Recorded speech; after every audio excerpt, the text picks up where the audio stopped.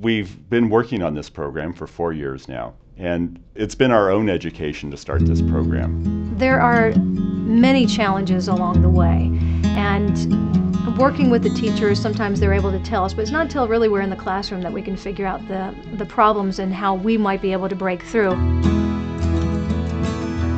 All those different categories, ED or ADHD or whatever, you'll find in common an inability to function socially.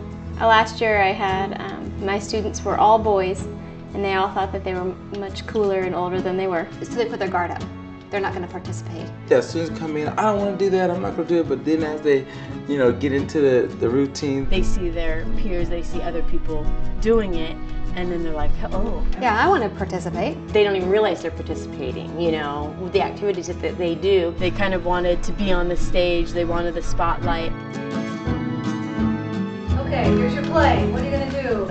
Artist? In Artist and Clay, we work in pairs. One child is a very stiff piece of clay, and the other one is the artist. And moves their body into various positions as if they were making a statue out of the clay. So it could be making it into a teapot. A bear, or if it's somebody playing baseball. 2. And the rest of the room has to guess what it is. Joe? A grizzly bear. A grizzly bear, is that what it is? Yeah. Is it? Yeah. But it really does a tremendous amount to develop a lot of stillness and focus and trust. A lot of kids who have space issues that don't like to be touched, for some reason they don't mind being touched, move, in the 3 times, and in order to create this. And the degree of physical contact can really develop a very improved sense of openness and of security among a lot of children with autism.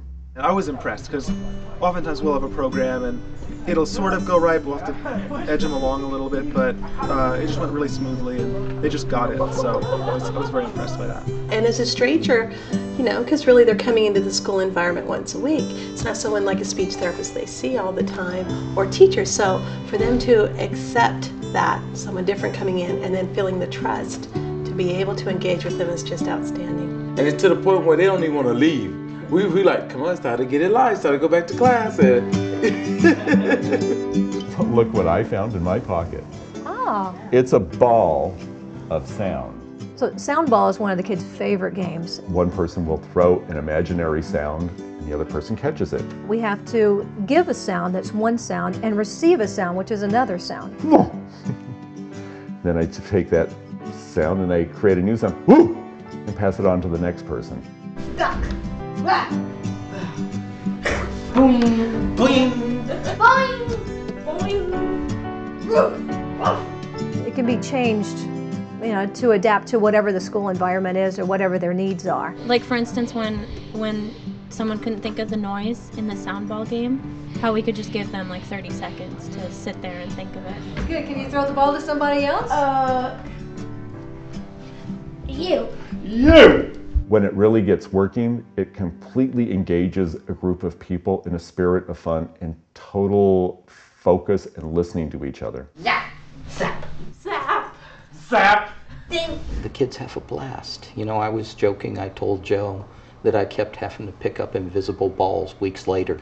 And I'd tell the kids, hey, the invisible balls are in the invisible box for Joe. And most of them recognize Joe now when he shows up, and you see oh boy, we get to do that today. Special Focus has a way of drawing students in that, again, is non-judgmental, is very encouraging and supportive, and that's the environment that students learn best in.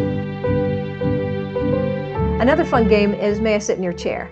What happens is everyone's sitting in a circle, and then the person has to ask, may I sit in your chair? That involves speech.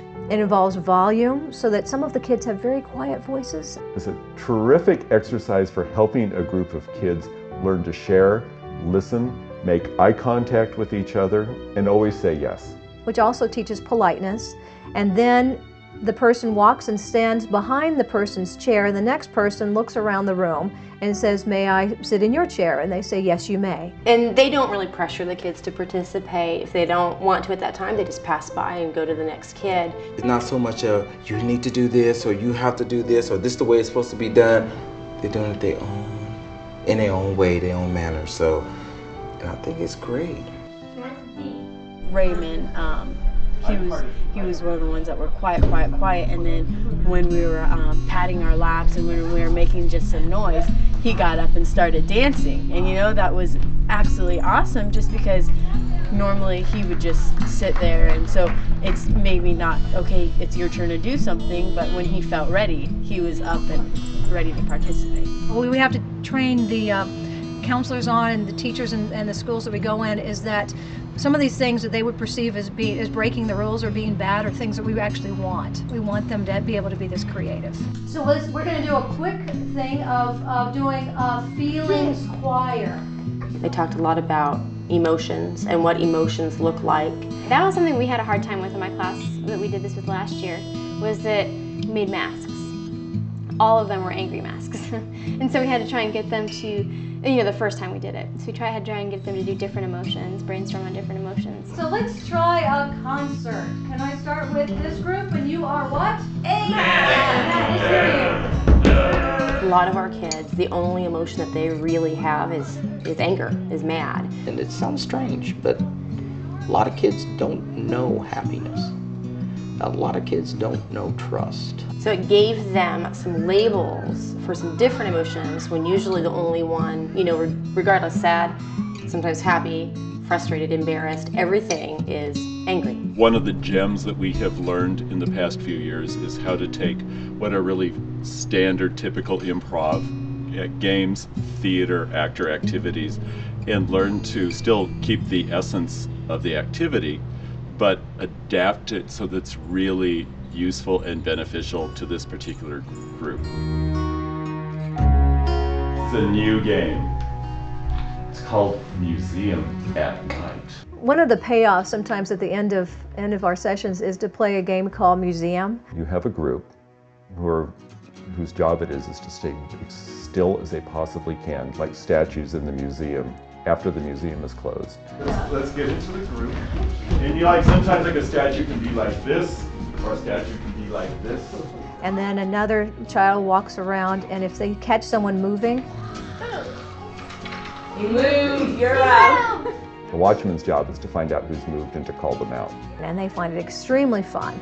And it helps them with their coordination, it helps them with their eye contact. It really does a phenomenal job of developing the skill of observation. You know, just plain creativity and fun. I think a couple people like Charlie and Samuel really appreciated just being in a small group, in a quiet environment, and having to exercise their brain, you know.